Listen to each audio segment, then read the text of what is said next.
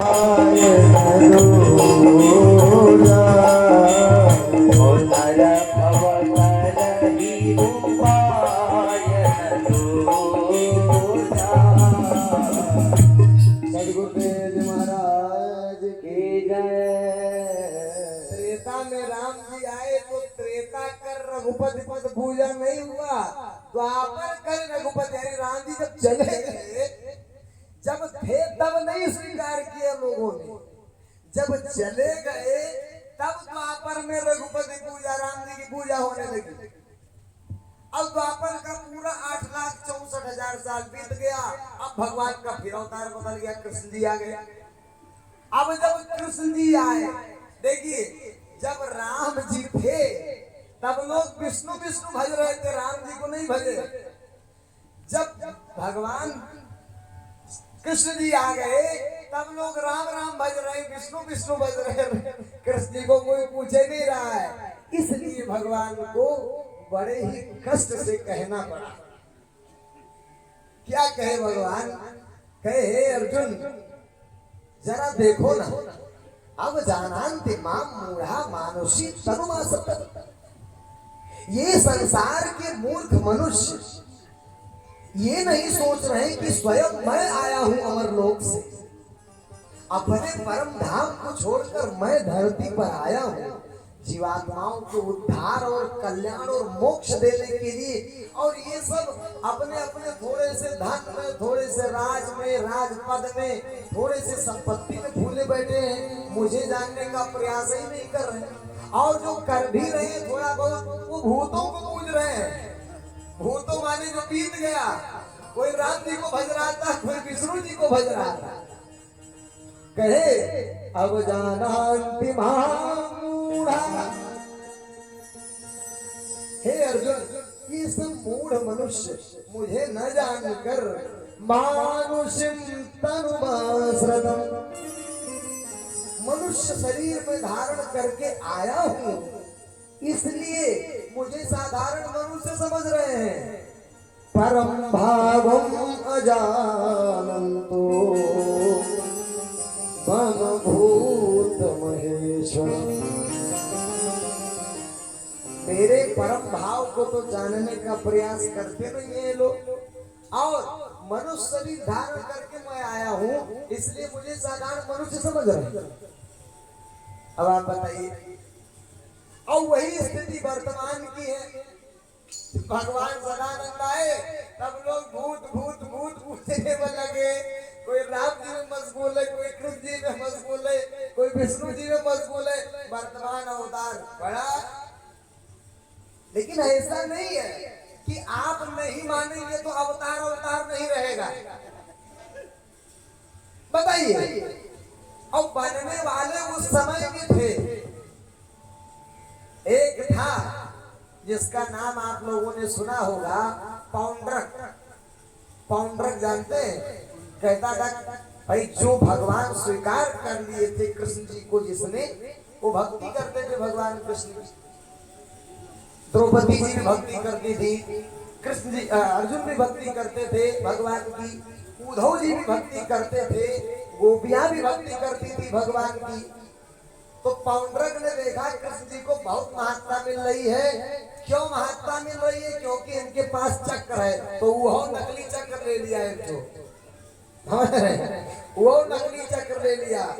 अब कहा कि हम भी भगवान है, जैसा भगवान कृष्ण का वेशभूषा था वैसे वो अपना वेशभूषा बना लिया, कहा कि हम भी भगवान हैं। ये सब पौंड्रक तो है, ये सब जो आसाराम है आजकल के, ये सब पौंड्रक है भाई। असली भगवान तो बन नहीं पाए, जीव आत्मा और परमात्मा दिखा तो पाए नहीं, तो कम से कम कपड़े पहन के बन जाओ भगवान, अपने घोषित करा लो।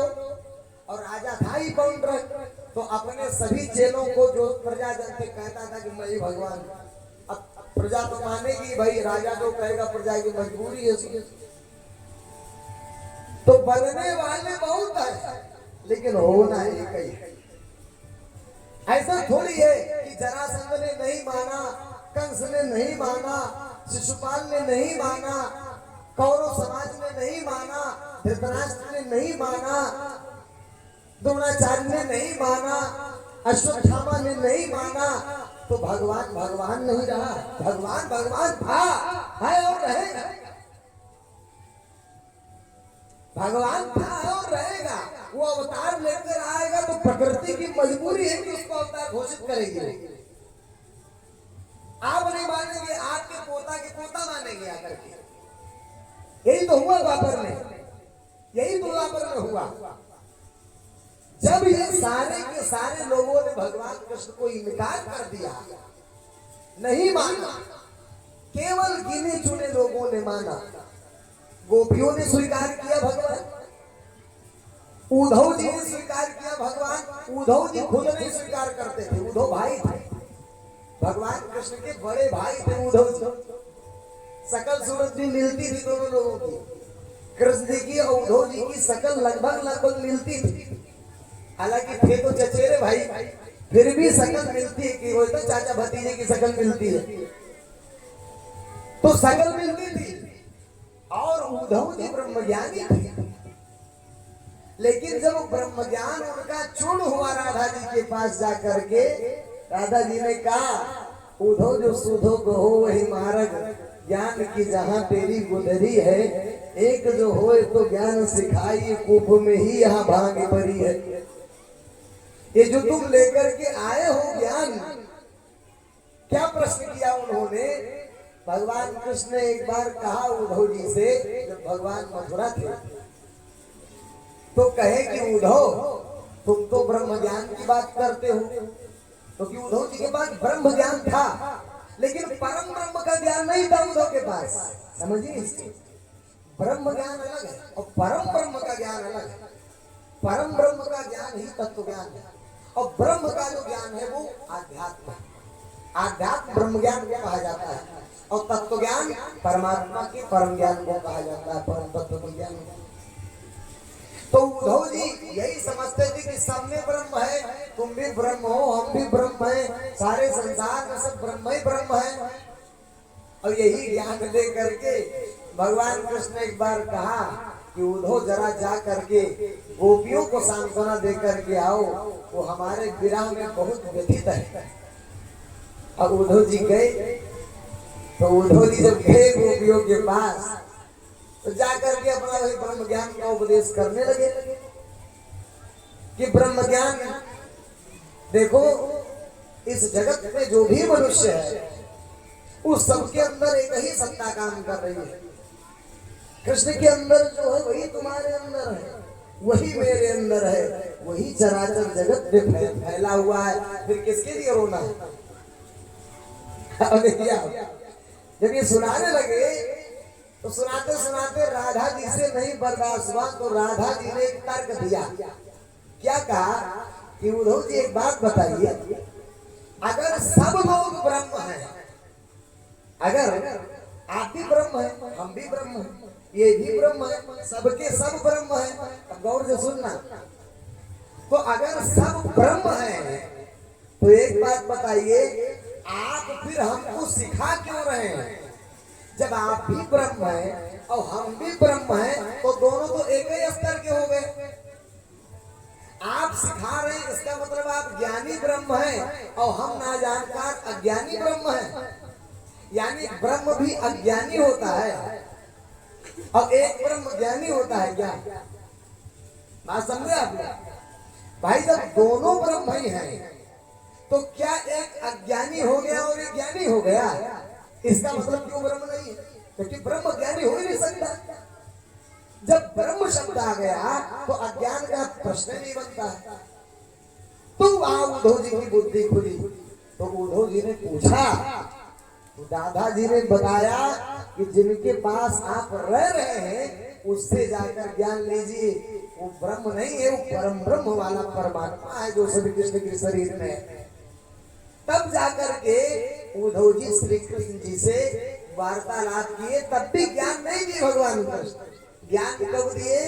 जब भगवान कृष्ण को अपने धाम को जाना था, जब सारी लीलाओं को समाप्त कर लिए भगवान और अपने अमरलोक को जब जाना हुआ, तो एक दिन द्वारका में उद्धव जी को बुलाए और कहे, उद्धव अब तुम्हें ज्ञान देने का समय है। मैं तुम्हें ज्ञान दे रहा हूं, लेकिन एक बात जान लो, हमारे जाने के बाद तुम इस संसार में मत रहना। ये घर परिवार संसार सब कुछ त्याग कर और मेरा स्मरण करते हुए तुम निकल जाना बद्री का आश्रम, और मेरा स्मरण करते रहना, और अंततः शरीर को छोड़ देना। समझ रहे हैं आप लोग? तो भगवान कृष्ण उद्धव जी को ज्ञान दिए, तत्व ज्ञान जिसमें दिखाए अपने आप को, अपने स्वरूप को, तब उद्धव समझ पाए कि भगवान कृष्ण भगवान है। भाई थे उनके, लेकिन नहीं समझ पाए। अब हुआ क्या, जब भगवान चले गए, अब भगवान कृष्ण को कब सब लोग मानना शुरू किए? जब भगवान कृष्ण चले गए, बहाना था एक जाने का। देखिए, भगवान शरीर तो होता नहीं है, शरीर धारण करता है, तो शरीर छोड़ने में भी कोई भी बहाना बना के शरीर छोड़ सकता है। समझ रहे? कोई भी बहाना बना करके शरीर छोड़ सकता है। तो भगवान को जब आप बताइए ना, इतने बड़े बड़े योद्धा, भीष्म पितामह जैसा महायोद्धा, जिसका जो है गुरु परशुराम जी थे, या 21 बार क्षत्रियों को क्षत्रिय विहीन कर दिया पृथ्वी को। परशुराम जैसा गुरु का शिष्य द्रोण, इधर आपके अश्वत्थामा द्रोणी का लड़का था, एक से दिव्यास्त्र उसके पास थे। इतना भीषण महाभारत कराया और कृष्ण जी को खरोच तक नहीं आई। कृष्ण जी को खरोच तक नहीं आई। वो कृष्ण जी जब शरीर छोड़ना हुआ तो पहले ही बता दिया, और बता दिए उसके बाद में जाकर एक वृक्ष के नीचे लेट गए, और बहेली आया, पांव में तीर मारा, तलवे में। तलवे में तीर लगने से कोई मरता है? बताइए, तलवे में तीर लगने से कोई मरता है? अरे पैर दोनों कट जाता है तो आदमी मरता ही नहीं है, और तलवे में तीर लगने से मर जाएगा। ये तो भगवान के शरीर छोड़ने का एक बहाना, एक माध्यम है। वो कैसे भी छोड़ सकता है। शायद उस समय अगर गोली चलती रही होती तो बहेलिया AK-47 से मारता। अगर उस समय बंदूक चलती रही होती तो आजकल जो बंदूक मारने वाले होते हैं गोली से तो मारते हैं, चिड़िया मारने वाले जो होते हैं वो गोली से ही मारते हैं ना। तो उस समय अगर बंदूक चलती रही होती तो कृष्ण जी को बंदूक से ही मारा जाता। समझ? तो भगवान के शरीर छोड़ने का एक बहाना मात्र है, वो कैसे भी छोड़ सकता है। जब जाना हुआ रामचंद्र जी महाराज को, तो देखिए कितना बड़ा करा दिए युद्ध, रावण को मार दिए, कुंभकर्ण को मार दिए, इंद्रजीत को मार दिए, लेकिन जब स्वयं जाना हुआ तो शरीर जाकर के सरयू में समाप्त कर दिया। क्योंकि परमात्मा के शरीर छोड़ने का एक माध्यम होता है, कोई भी बहाना बना करके शरीर छोड़ देता है। क्योंकि भगवान शरीर तो होता नहीं है, शरीरधारी भगवान होता है। भगवान क्या होता है? शरीरधारी, ना कि शरीर भगवान होता है। बात समझ आ रही है आप? तो भगवान, प्रेम से बोलिए श्री सद्गुरुदेव जी महाराज की जय, परम पिता जी परमेश्वर की जय, आनंद कंद प्रभु सदानंद मनमोहन भगवान की जय। तो जब भगवान कृष्ण चले गए, अपने स्वधाम गमन हो गया उनका, अब क्या हुआ? अब परीक्षित का राज्य हो गया। अच्छा, भगवान ने ये भी कहा था, पीछे बातें हो रही हैं, क्या हुआ?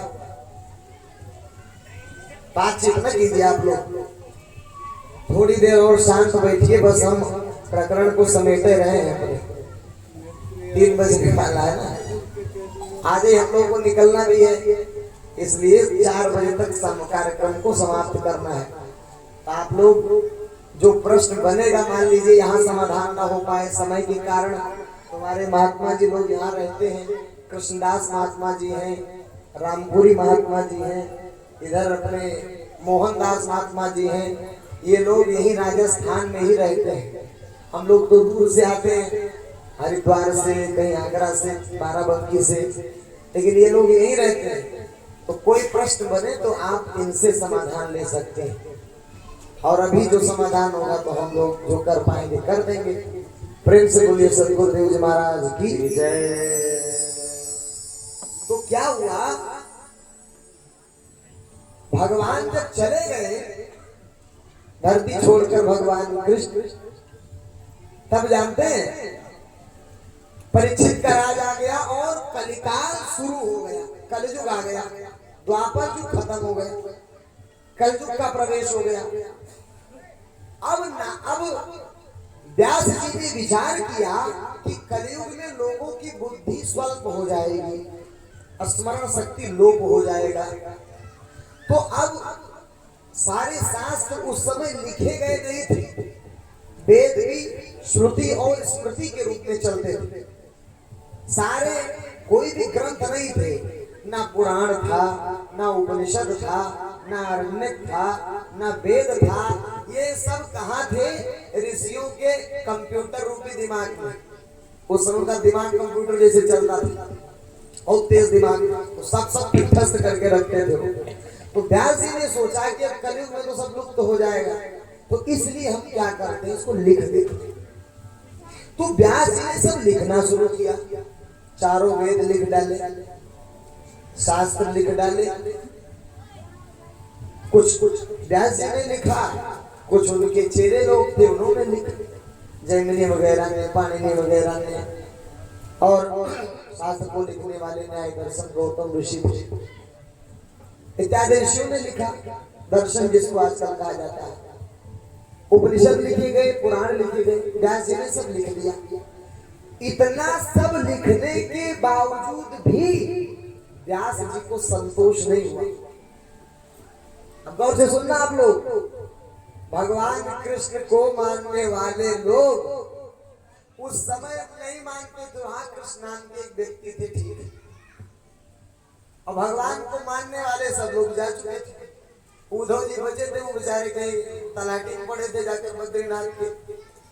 और जैसे सुना था कि भगवान कृष्ण चले गए, पांडव भी सब कुछ छोड़ छाड़ के चले गए वन को, ये भगवान नहीं रहे तो क्यों रहना है। भगवान के जाने के बाद गोपियां भगवान को स्वीकार करते, सब अपना देह त्याग दिया करके। इधर बचे जो है उद्धव जी, तो उद्धव जी जो बद्री का आश्रम चले गए, यानी मानने वाले लोग कम हो गए। तो कृष्ण की निंदा करते थे लोग, कृष्ण ऐसा था, कृष्ण वैसा था, कृष्ण वैसा था, समझ रहे। लेकिन जब व्यास जी को असंतोष हुआ तो नारद जी आए। नारद जी जब आए तो नारद जी से प्रश्न किया, किसने? व्यास जी, कि नारद जी एक बात बताइए, हमारे हृदय को संतोष नहीं हो रहा है, जबकि मैंने आदमी के कल्याण के लिए बहुत सारे ग्रंथ लिख डाले हैं, वेद लिख दिया, पुराण लिख दिया, शास्त्र लिख दिया। तो नारद जी ने कहा कि आपने सब कुछ लिख दिया, एक चीज आपने नहीं लिखा। क्या नहीं लिखा आपने? आपने स्वयं भगवान अमरलोक से धरती पर आए श्री कृष्ण रूप में, और भगवान कृष्ण के विषय में भी कोई ग्रंथ आपने लिखा है? अब व्यास जी की आंख खुली कि बताओ, हमने तो लिखा ही नहीं व्यास जी के विषय में। व्यास जी ने कहा हमने तो कृष्ण जी के विषय में कुछ लिखा ही नहीं। यानी व्यास जी भी नहीं स्वीकार कर पाए कृष्ण जी भगवान है। जब नारद जी ने फटकार लगाया कि तुमने जो कुछ भी लिखा है वो सब व्यर्थ है, कूड़ा लिख दिया है तुमने। क्यों? क्योंकि इस भगवान से विहीन कोई भी ग्रंथ है तो वो उसी प्रकार है जैसे बिना जीवात्मा के शरीर, मुर्दा शरीर है। आपने जो लिखा सब टोटल व्यर्थ है। आपने भगवान के विषय में भी कुछ लिखा? व्यास जी की आंख खुली कि मैंने तो कुछ नहीं लिखा। तब जाकर के नारद जी के कहने पर उन्होंने क्या लिखा? श्रीमद् भागवत महापुराण, जिसको पंचम वेद की संज्ञा मिलती है, पांचवा वेद कहा जाता है। श्रीमद् भागवत महापुराण भगवान कृष्ण की लीलाओं का वर्णन जब उन्होंने किया, तब जाकर के उनको संतुष्टि हुई। और उस पुराण की रचना में भी समय काफी लगा होगा, 10-20 साल तो लगा ही होगा, 10-5 साल। और रचना होने के बाद कोई सुनाने वाला नहीं मिला। सुनाने वाला कोई नहीं था। सुनाएगा कौन? व्यास जी का जो लड़का था वो पहले साधु हो गया था, वो कर्मकांड में पढ़ने नहीं चाहता था सुखदेव, वो पहले साधु आ गया। और पुत्र से तो मोह होता ही है, तो व्यास जी अपने कुछ शिष्यों से कहे कि सुनो, इसका गायन जाकर के सुखदेव कहीं जंगल मिले तो उसको सुनाओ। अगर सुखदेव कहीं जंगल में मिले तो जाकर उसके सामने इन भगवान के श्लोकों का गायन करना, बस तुम और कुछ मत करना। व्यास जी जानते थे कि सुखदेव हमारी बात मानेगा नहीं। क्यों नहीं मानेगा? क्योंकि सुखदेव जी प्रपंच में पढ़ना ही नहीं चाहते, घर गृहस्थी करना ही नहीं चाहते थे। तो कुछ शिष्य जा करके गाने लगे सुखदेव जी के सामने। तो गाते गाते बड़ा अच्छा लगा, भगवान की लीला मनमोहक होती ही है। तो सुखदेव जी का चित्त आकर्षित हो गया। तो जब गाना बंद कर दिए तो सुखदेव जी ने कहा गाओ गाओ, बड़ा अच्छा लगा। कहाँ से सीखे हो? गाओ और गाओ। कहाँ से सीख करके आए हो? तो कहे महाराज आपके पिताजी ने सिखाया है। व्यास जी ने तो सिखाया? अच्छा, व्यास जी ने सिखाया है। कहे आपको बुलाए भी है। तब सुखदेव जी जाकर के अध्ययन की भागवत का, और उसके 40 साल बाद, आजकल भगवान जी को गए भी कितने दिन हुआ? 2006 में गए, 2025 20 एक साल हुआ। महाराज श्री को परम धाम गमन किए 20 साल लगभग हुआ। उस समय देखिए आप, भगवान कृष्ण के जाने के लगभग 15-20 साल बाद ग्रंथ रचा गया, और उसके 40 साल के बाद पहली बार उस भागवत को सुनाने का मौका मिला। सुखदेव जी ने परीक्षित को पहली बार भागवत सुनाई, पहली बार फर्स्ट टाइम भागवत को सुनाया गया। और उसके भी 40 साल, पंखा चलाओ,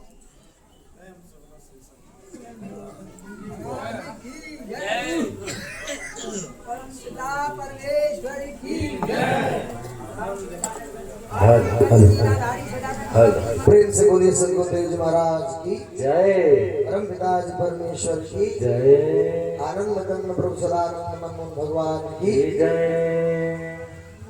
तो 40 साल के बाद पहली बार उस भागवत को सुखदेव जी ने परीक्षित जी को सुनाया, और उसके 200 साल बाद, 200 साल, 2 शतक बीत गया। 200 साल बाद उस कथा को गोकर्ण जी ने धुंधगारी को सुनाई, जो भागवत के महात्मा में एक प्रकरण आता है, गोकर्ण और धुंधगारी की कथा। और उसके भी 30 साल बाद उस कथा को सौनकाद ऋषियों ने नारद जी को सुनाया, और उसके लाख साल बीत गए। आज 4,32,000 वर्ष बीत चुका है। तब जाकर के सब लोग भागवत भागवत भागवत करवा लो, भागवत करवा लो, भागवत करवा लो, भागवत भागवत दुनिया में चल रहा है। आज सारा संसार मान रहा है कृष्ण जी को, समझ रहे? तो भगवान भाई अभी आए हैं, तो उनके जाने हुए लोग अभी हैं, तो आप उनसे लाभ ले सकते हैं, जान सकते हैं। यही हुआ था जब विदुर जी चले गए, और विदुर जी जब तीर्थ से लौटे तो पता चला कि भगवान कृष्ण तो चले गए अमर लोग, शरीर छोड़ दिए। अब बहुत कष्ट हुआ विदुर जी को। तो विदुर जी उद्धव जी के पास गए, हाथ जोड़कर बोले, जबकि छोटे थे उद्धव से कहे कि उद्धव, तुमने तो भगवान कृष्ण का वो ज्ञान प्राप्त किया है, थोड़ा मुझे भी बताओ ना, वो कौन सा ज्ञान था? मना कर दिया। उद्धव जी ने मना किया, हम नहीं सुनाएंगे, हमको आदेश नहीं दिया भगवान ने। भगवान ने मैत्री जी को आदेश दिया है कि जाकर के मैत्री जी से आप ये कथा सुनो। तब वो उनके पास जब गए तो तत्व ज्ञान का जो कुछ समझ था कि भगवान कृष्ण कौन थे, ये मैत्री जी ने विदुर जी को बताया। तो अब भैया वर्तमान घड़ी चल रही है, भगवान स्वयं धरती पर आ गए, और आप लोग उनको जान लीजिए। क्योंकि आपके दिमाग में एक चीज चल रहा होगा कि अभी तो कलयुग चल रहा है। कहाँ कलयुग चल रहा है महाराज? देख ही नहीं पा रहे आप, इसलिए कह रहे कि कल युग चला, दृष्टि नहीं का देखेंगे। कहां लिखा है कलयुग के प्रथम चरण, जिस ग्रंथ में लिखा है, अभी हम आपको बताए कि जब ग्रंथों की रचना हुई तो उस समय कलयुग शुरुआत ही हुआ था। व्यास जी ने लिखा, कब लिखा कि भगवान कृष्ण चले गए और भगवान कृष्ण के जाने के तुरंत बाद कलयुग आ गया। तो उस समय भगवान जब लिखे व्यास जी तो क्या लिख रहे, कलयुगे प्रथम चरण, ये कलयुग का प्रथम चरण चल रहा। अब जो लिख गया रामनिवास जी, ध्यान दीजिए, व्यास जी ने लिख दिया कलयुगे प्रथम चरण, कलयुग का प्रथम चरण है। अब देखिए लिख गया, अब वो लिख गया, अपने आप तो बदलेगा नहीं, वो 1000 साल बीता तो भी लिखा है कलयुग के प्रथम चरण, 2000 साल बीता तो भी लिखा है कलयुग के प्रथम चरण, 1,00,000 साल बीत गया तो भी लिखा है कलयुग के प्रथम चरण, 2,00,000 साल बीता तो भी लिखा है कलयुग के प्रथम चरण, पूरा 4,32,000 वर्ष बीत गया और वो लिखा है कलयुग के प्रथम चरण, कलयुग के प्रथम चरण सब लिखा। अब बदलेगा कौन? वो तो लिख गया ना एक बार। वास्तव में कलयुग की चारों चरण समाप्त हो चुके हैं। ये बात अब उठ रही है, जो घनघोर कर्मकांडी जो खाली किताबें रटे बैठे हैं संस्कृत के श्लोक, अब तो वह लोग भी बोलने लगे हैं धीरे धीरे कि हाँ कलयुग खत्म हो गया, अवतार आ चुका है धरती पर। जगह जगह भविष्यवाणियां हो रही हैं। मैंने आपको बताया नीचे इंस्टॉल है, माय ग्रंथ मिलेगा, भक्तों बनो अर्जुन हनुमान, उसको आप लीजिएगा और उसमें पढ़िएगा आप, तो उसमें आपको मिलेगा 35 भविष्य वक्ताओं ने बात कही कि कलयुग खत्म हो गया। और बता दें आपको थोड़ा सा पहचान कलयुग का, कलयुग का पहचान जानते हो क्या था? कलिबार ही बार दुकाल परे, बिन अन्न दुखी सब लोग मरे। कलिकाल में इतनी दरिद्रता थी, कलयुग का जो प्रभाव था तो इतनी दरिद्रता थी, खाने को नहीं रहता था आदमी के पास, पहनने को वस्त्र नहीं रहता था, एक ही एक कपड़ा में 10 साल चलाते थे, वो स्थिति थी। आज के 50-100 साल पहले यही स्थिति थी, भूखों मरते थे लोग, खाने को नहीं रहता था। आज सबके संपन्नता, हर घर में 2 मोटरसाइकिल खड़ी होगी। जिस एंड्रॉयड फोन की आप कल्पना करते नहीं थे आज से 25 साल पहले, वो आज एक मजदूर भी चला रहा है। ये युग का प्रभाव है, ये कलयुग नहीं है, ये कृतयुग है। कृतयुग का लक्षण क्या बताया तुलसीदास जी ने? कृत युग सब योगी विज्ञानी, करि हरि ध्यान तरहि भव पानी। कृत युग सब योगी विज्ञानी, करि हरि ध्यान तरहि भव पानी। कल युग जोग न जग न जाना, एक आधार राम गुण गाना। कलयुग जोग न जग न जाना, आधार राम गुण गाना। एक आधार राम गुण गाना, एक आधार राम गुण गाना।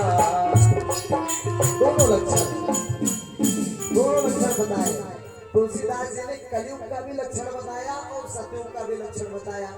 अब आप देखिए जरा, कलयुग जोग न यज्ञ न ज्ञान, ये तीनों नहीं थे कलयुग।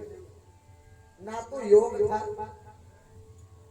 ना तो यज्ञ था, और ना ही ज्ञान था। ए भैया बाद में फोटो खींच लेना, बैठ जाओ आराम से, समझ रहे? कलयुग में तीनों नहीं था, योग भी नहीं था, यज्ञ भी नहीं था और ज्ञान भी नहीं था। आज तीनों दिखाई दे रहे हैं कि नहीं दिखाई दे रहे हैं? आपके इसी मंदिर पर यज्ञ हुआ था, बहुत बड़ा हुआ था ना। और यहाँ तो छोड़ो, महाकुंभ में जाकर देखो, हर पंडाल में यज्ञशाला मिले। एक जगह तो हमने देखा इतना बड़ा यज्ञशाला बना था, भाई साहब 1 बीघा में खाली यज्ञशाला बना था, 1-1.5 बीघा में खाली यज्ञशाला बना था, और छोटे छोटे और भी बने थे। ये जगह जगह जो यज्ञ हो रहे, कलयुग नहीं, एक कृतयुग आ गया। कलयुग योग भी नहीं था।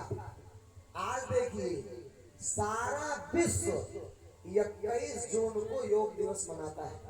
आपको पता होगा तो विश्व योग दिवस मनाया जाता है। भारत सरकार मनाती है, भारत सरकार आरएसएस वाले मिलकर मनाते हैं विश्व योग दिवस।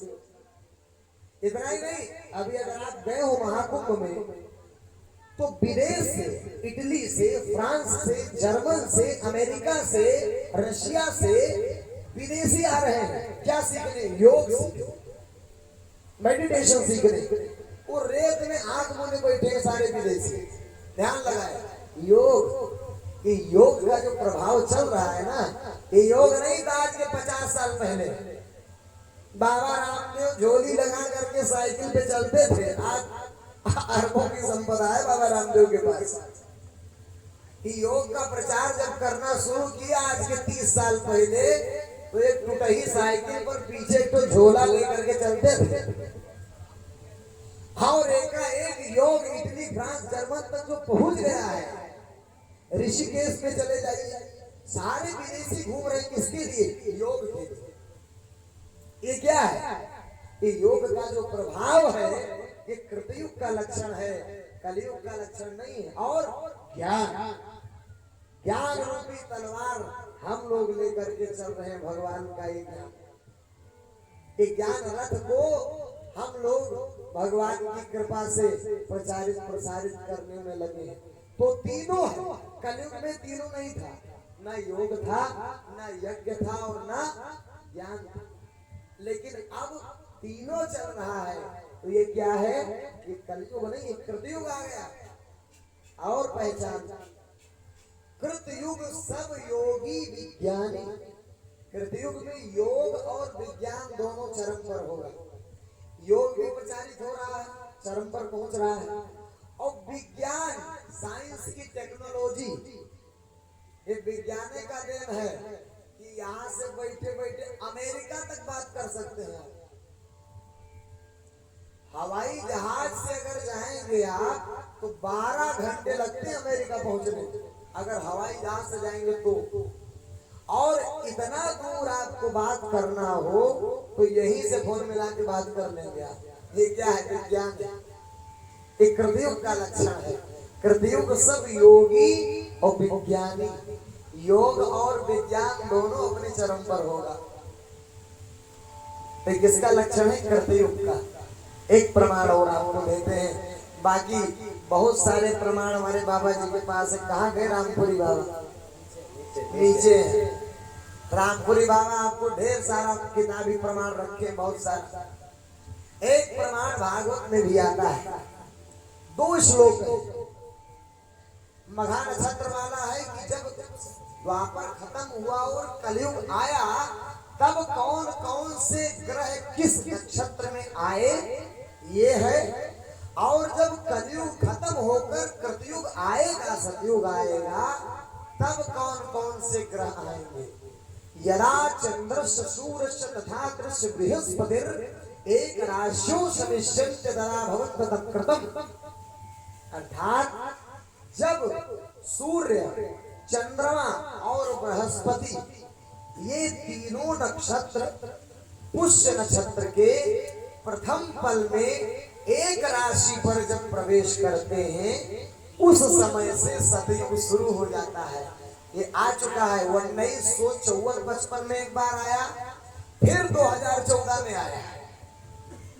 इसलिए भैया ये विशाल काय परिवर्तन जो आपको दिखाई दे रहा है, ये सतयुग का लाभ है, सतयुग का लक्षण है, कलयुग का लक्षण ये नहीं। समझ में आया?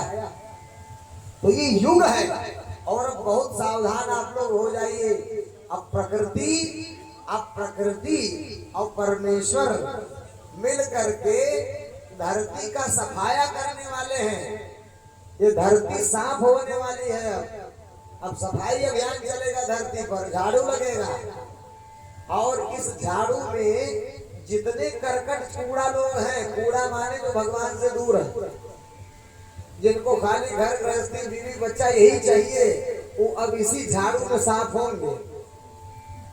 अब ऐसा समय आने वाला है, अगर जिंदा रह गए आप 10, 20, 25 साल और, तो एक ऐसा समय आने वाला है जब जो है लाखों लाख लोग मारे जाएंगे।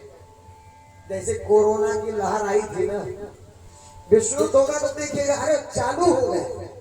आप देखिए यूक्रेन साफ हो गया, पूरा देश खत्म हो गया। इस जमीन को पूछ नहीं रहा है कोई, जहां लाखों रुपए की जमीन बिक रही है, इतने बम और गोला और बारूद गिरे हैं कि भूमि बंजर हो गई। यूक्रेन से ज्यादा गेहूं कहीं पहले नहीं होता था, इतना भीषण अन्न उत्पादन करता था यूक्रेन। आज उस जमीन को कोई पूछ नहीं रहा, सड़ी पड़ी है जमीन, आदमी नहीं है। इतने बम गिरे कि भूमि बंजर हो गई, कुछ उत्पादन नहीं होगा। आप देख लीजिए इजराइल और हमास के युद्ध में चौपट कर दिया, हमास को मार मार के बम इजराइल को खत्म करने की तैयारी है। अभी रोक दिया हो तो पाकिस्तान में भारत नस्तनाबूद कर देता पाकिस्तान को भी, जो युद्ध छिड़ा था। अगर ये संधि नहीं हुआ होता और पाकिस्तान घुटने न टेकता, तो अब तक जो हाल यूक्रेन का हुआ था, भारत को हाल बना देता पाकिस्तान का। तो ऐसा ऐसा लाखों लोग मारे गए, इन युद्धों में लाखों लोग मारे गए। तो भाई साहब, जिस दिन ऐसी आफत आएगी ना, क्योंकि प्रकृति का झाड़ू है, इसमें खाली 4 लोग बचेंगे। कौन? पहला बचेगा पुरुष, पुरुष, और दूसरा बचेगा महापुरुष, और तीसरा बचेगा सत्पुरुष। समझ रहे हैं? और कुछ बचेंगे सुकर्मी, अच्छे कर्म वाले। इनको छोड़कर बाकी धरती से सबके सब साफ होंगे। नर्क जो है ना, नर्क बहुत फैला दिया गया है। नर्क का दायरा बहुत बढ़ चुका है। जितने धरती के अपराधी सब फंसे जाएंगे उस नर्क में। इसलिए भैया, हम लोग आपको भगवान का संदेश देने आए हैं। आपके मानने और न मानने से ना हमारे ऊपर कोई प्रभाव पड़ेगा और ना भगवान के ऊपर कोई प्रभाव पड़ेगा। पड़ेगा? भगवान के ऊपर कोई प्रभाव पड़ेगा? वो तो है, आज नहीं तो कल घोषित होना ही है उसको। तो इसलिए हम लोग भगवान के दूत हैं, हम लोग भगवान के संदेश वाहक हैं। आपको आगाह करने आए हैं, आपको चेतावनी देने आए हैं कि परम ब्रह्म का अवतरण धरा पर हो चुका है। आप लोग यदि अपना कल्याण चाहते हो, उद्धार चाहते हो, तो मैं ये नहीं कहूंगा कि आप मान लो, मैं ये कहूंगा कि आप जान लो कि संत ज्ञानेश्वर ने कौन सा ज्ञान दिया और क्या वो परमात्मा वाला ही ज्ञान है कि नहीं। अगर हो तो आप जानकर और भगवान की पूजा आरती वंदना शुरू कर दो। सबसे अच्छा तो ये होगा कि आप लोग हम लोगों जैसे समर्पित हो जाओ भगवान के चरणों में। समझ रहे? सबसे अच्छा तो बचने का ये उपाय है। भगवान जी कहते थे कि भगवान जी ने जो अपने धाम बनाए हैं, भगवान जी ने 5 धाम बनाए हैं। और महाराज जी कहते थे, आज के 25-30 साल पहले जब महाराज जी थे, तब कहते थे कि जब ऐसी स्थिति आएगी कि इस विश्व में आतंक मचेगा, ऐसा हाहाकार मचेगा, लोग प्राणों की भीख मांगेंगे अपने, तो यहाँ पर ये जो भगवान का क्षेत्र है, ये इतना सुरक्षित है, इतना व्यवस्थित है। क्यों? क्योंकि इसकी सुरक्षा स्वयं देवलोक से देवतागण कर रहे हैं। ये जो जीवन हम लोग जी रहे हैं, ये भैया मोक्ष का मार्ग है सीधा। ये स्वर्ग और नर्क का मार्ग नहीं है, ये ब्रह्मलोक का मार्ग नहीं है। हम लोग मोक्ष के पथ के पथिक हैं। और भगवान जी कहते थे कि अगर अमेरिका भी बम गिराना चाहेगा हमारे इस क्षेत्र पर, तो गिरा नहीं सकता है। क्यों? क्योंकि इसकी रक्षा व्यवस्था स्वयं प्रकृति और परमेश्वर कर रहा है। इसलिए भैया भगवान ने जो धाम बनाया है उस धाम में आप लोग आइए कभी। भगवान जी के जो धाम है लखनऊ के पास में है, आगरा में है, हरिद्वार में भी एक धाम है, बनारस में भी एक धाम है। आप लोग आओ, जाओ, जानिए, समझिए, क्योंकि समय ज्यादा नहीं है, क्षण भर और जीवन है, कब श्वास खत्म हो जाए कोई ठिकाना नहीं है कि नहीं। और लाभ जो देगा वो वर्तमान देगा, भूत लाभ नहीं देगा। आप विचार करो, जब द्वापर में भगवान कृष्ण के जो भक्त थे उद्धव, अर्जुन या गोपियां, उन्होंने राम राम नहीं जपा, क्योंकि राम जी भूत हो चुके थे, भूत माने बीत गए थे। उन्होंने कृष्ण कृष्ण कृष्ण कृष्ण जपा। क्यों? क्योंकि कृष्ण जी उस समय वर्तमान में थे। जो राम जी के भक्त थे उन्होंने कभी विष्णु विष्णु विष्णु नहीं जपा। हनुमान जी ने सदैव राम राम राम राम कहा। क्यों? क्योंकि राम जी वर्तमान में थे और विष्णु जी बीत चुके थे, इसलिए हनुमान जी ने विष्णु विष्णु नहीं जपा, राम राम जपा। कृष्ण जी के भक्तों ने कृष्ण कृष्ण जपा। तो भैया वर्तमान में आपको जय प्रभु सदानंद, जय प्रभु सदानंद, जय प्रभु सदानंद, जय प्रभु सदानंद, जय प्रभु सदानंद, जय प्रभु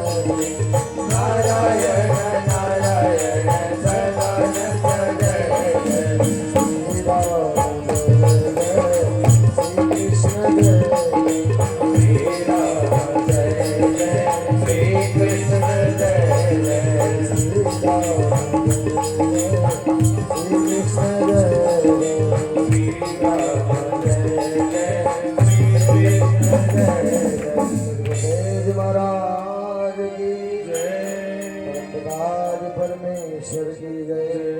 आनंद गंग प्रभु सदानंद मनमोहन भगवान की जय। तो भैया भक्ति किसकी करना होगा? भगवान का। देवी देवताओं की भक्ति से भी मोक्ष नहीं मिलेगा, समझ रहे? और भगवान चार ही शरीर है, सतयुग में विष्णु जी, त्रेता में राम जी, द्वापर में कृष्ण जी और वर्तमान में भगवान सदानंद जी। और जो जो युग है उस युग में वो भजने से लाभ मिलेगा। अगर सतयुग में विष्णु जी का समय है तो विष्णु जी भजने से मोक्ष मिलेगा, राम और कृष्ण भजने से मोक्ष नहीं मिलेगा। अगर त्रेता में भगवान राम जी का समय है तो राम राम भजने से मोक्ष मिलेगा, विष्णु विष्णु भजने से मोक्ष नहीं मिलेगा। अगर द्वापर में भगवान कृष्ण का समय है तो कृष्ण कृष्ण कहने से मोक्ष मिलेगा, न राम राम कहने से मोक्ष मिलेगा, न सदानंद कहने से मोक्ष मिलेगा, न विष्णु विष्णु कहने से मोक्ष मिलेगा। और ये समय भगवान सदानंद का है तो भैया सदानंद सदानंद कहना पड़ेगा, तभी वो लाभ मिलेगा। ये चक्र है दरअसल। देखिए, जब भगवान विष्णु जी आते हैं तो उनका प्रभाव पूरे त्रेता युग चलता है, जब तक राम जी नहीं आ जाते।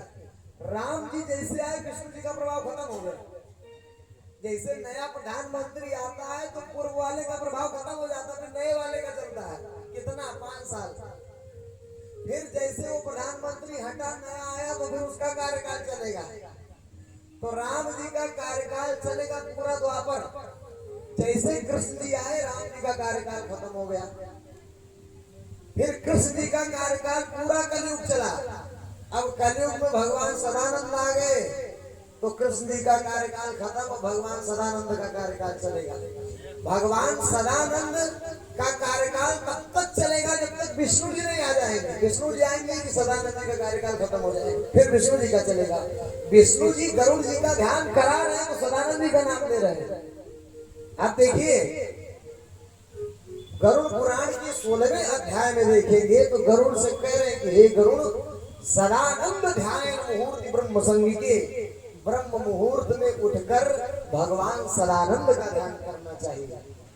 गरुड़ उसमें लिखा है आपके गरुड़ पुराण में 16वें अध्याय में, ब्रह्म मुहूर्त में उठकर सदानंद का ध्यान करना चाहिए। क्यों?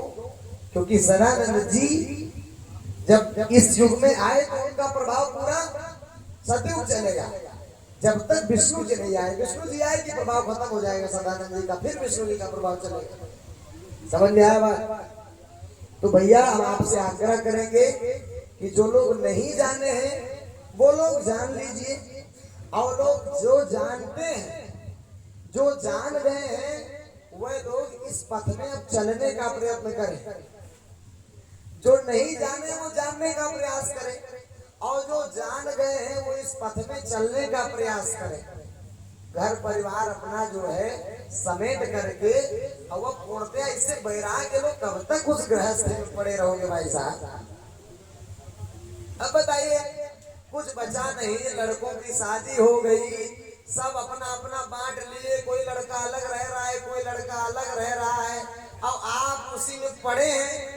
कल मैं पढ़ रहा था भागवत महापुराण में, कपिल मुनि ने कहा माता देवहूति को उपदेश देते समय कि बुजुर्ग आदमी जो होता है घर में, वो वैसे होता है जैसे बूढ़ा बैल।